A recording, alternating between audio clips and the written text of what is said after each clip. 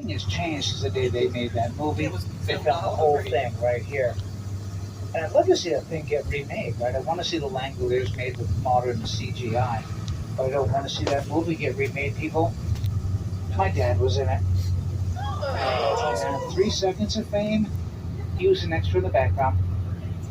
And back then, my father sold Stephen King collectibles for a living. And the director said, Stu, just take whatever you want off the set. He cleaned them out. He took everything not bolted down. He took the airline seats. He took every single prop. He took director's chairs. He took a television. I don't know about that. Has anyone read a book called Insomnia? Yes, Old sir. guy named Ralph, spoiler alert, had insomnia. See this flagpole to the left? There used to be a picnic table right there.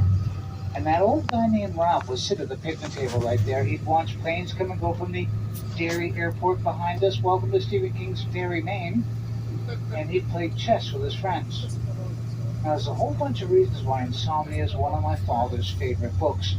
Reason one, it's 1,000 pages. Hooray.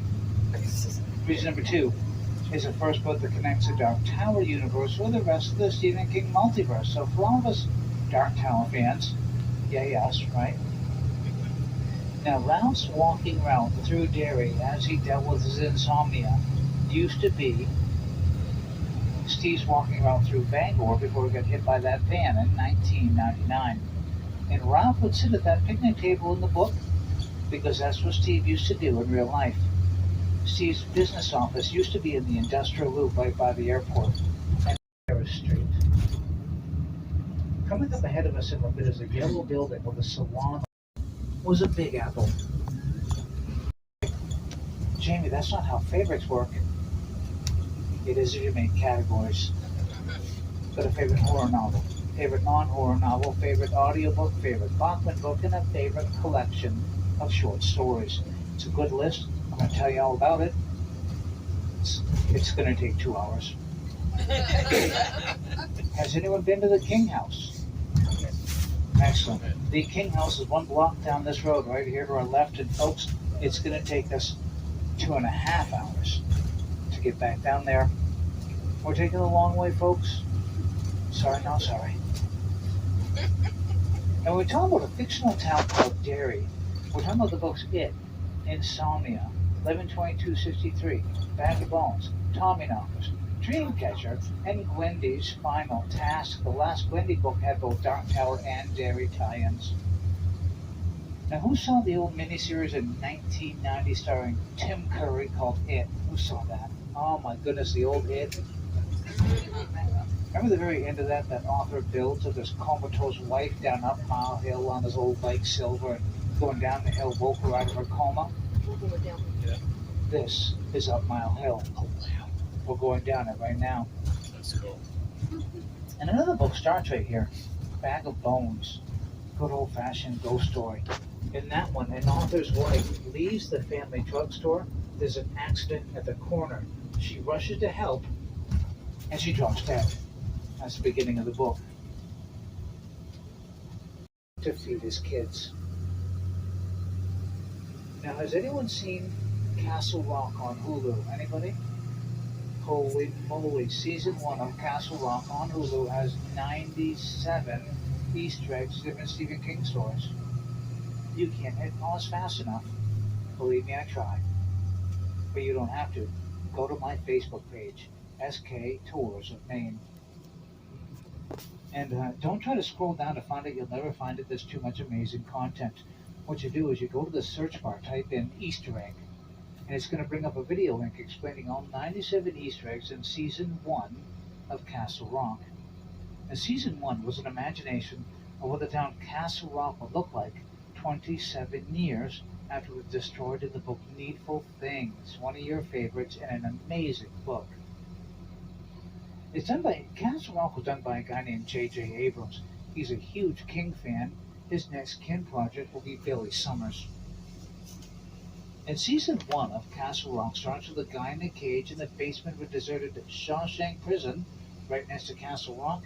The guy in the cage, Skarsgård, our new Pennywise.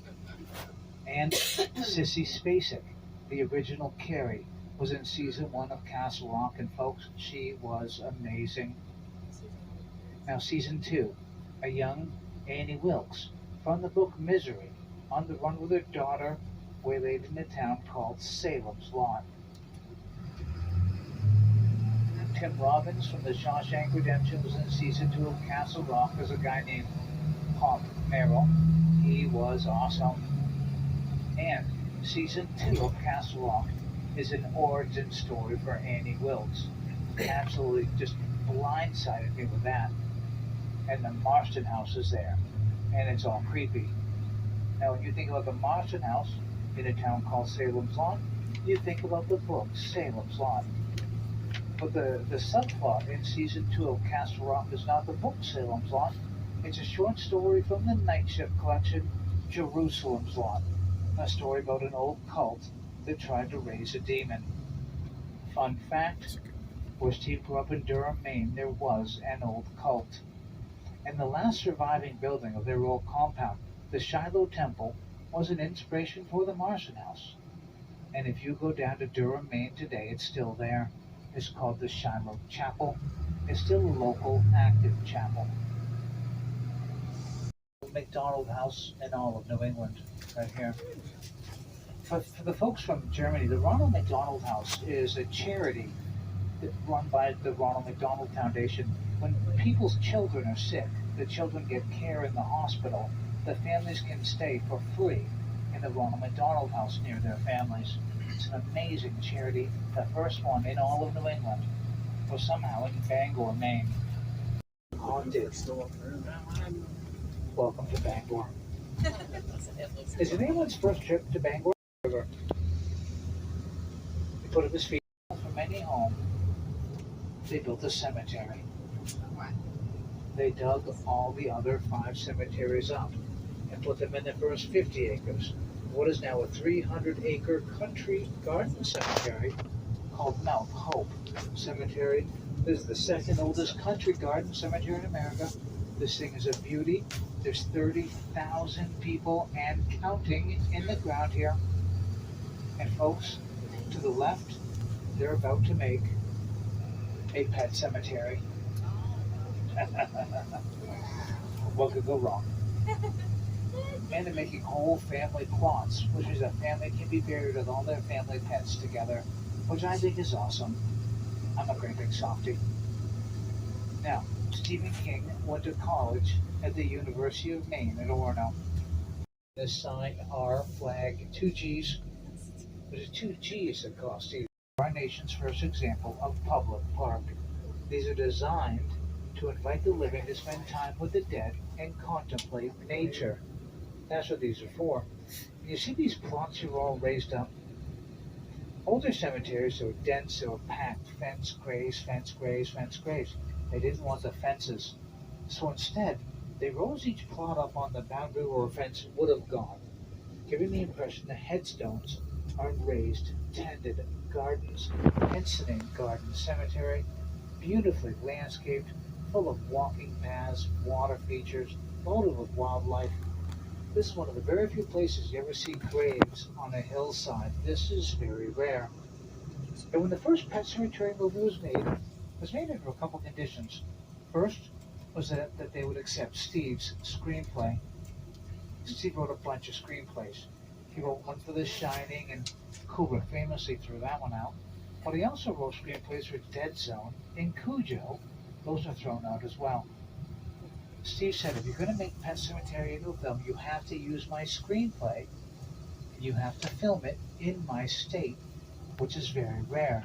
Movies aren't made in Maine that often, it's too expensive. But the first Pet Cemetery movie was made in Maine, and remember that one, the housekeeper Missy? She took a step off a table, she hanged herself. She had a graveside service. And at the end of that graveside service, Lewis and Judd, they're walking back to the car, Buckleather Cap Church that Lewis had just buried in the Pet Cemetery. And Lewis says, I'm waiting for our daughter's cat to come back. And Judd says, my favorite line in the whole movie, he says, that's your cat now, Lewis.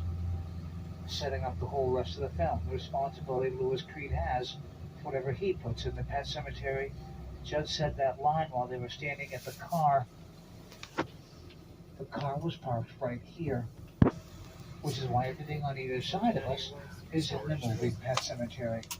Another fun fact about this little garden cemetery, when Steve was a college student, needed a place to think his writery thoughts, he would walk these paths and get names on headstones. You want to go see some? Are you doing just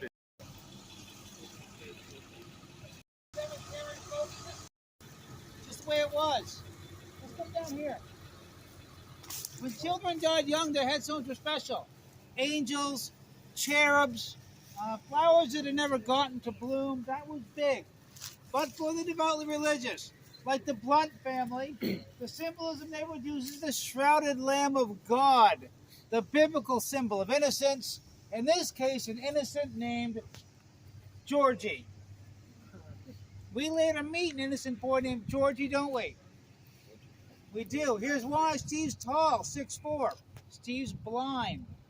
He has macular degeneration. He'll probably die blind. He can't see very well. So to see this poor old shrouded lamb, you had to get really close to it. And the name Georgie stuck with him. The name Georgie for the book It came off this headstone. Take a minute, take a picture or two, and I'll see you down here.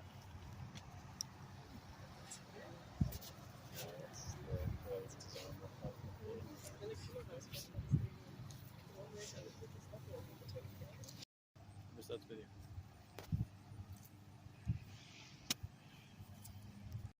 Later in the week. It's not supposed to be this warm. Now, speaking of the personality for a student named Carrie, from two girls he went to school with, he watched them be bullied for years. They both died young. The name Carrie came off this headstone. I know it's Carrie White. I cover up the M. Now, in 1976, when Brian De Palma made the movie Carrie, remember at the end, in the credits, that hand came up and grabbed Sue and scared the witch out of the whole world. No one was ready for that. Brian De Palma did the first credit jump scare in history. Then every other horror movie had to have a jump scare where people were furious. Then every other director in America was like, oh, I can use the credits? Now you can't watch a single stupid movie without watching all the credits. I blame him. Blame him. Now, who's a hardcore horror nut? Not just a King fan. Excellent, excellent, excellent. Who has a streaming service called Shudder? Excellent. For the rest of you, except the folks from Germany, I'm sorry. You have to YouTube this. What you do is get AMC Plus. AMC owns The Walking Dead. So you can watch all The Walking Dead all the time for the rest of all our lives. And they own Shudder. And on Shudder, there's a new Creepshow series. It's awesome. But there's also a show called Eli Roth's History of Horror. Have you seen it? I listened to the podcast version of it with Stephen King. So the podcast is awesome. He carved it up and made a TV show. And it's 2 seasons long. It's probably the most comprehensive education on horror filmmaking I've ever seen. The cameras was way on the top.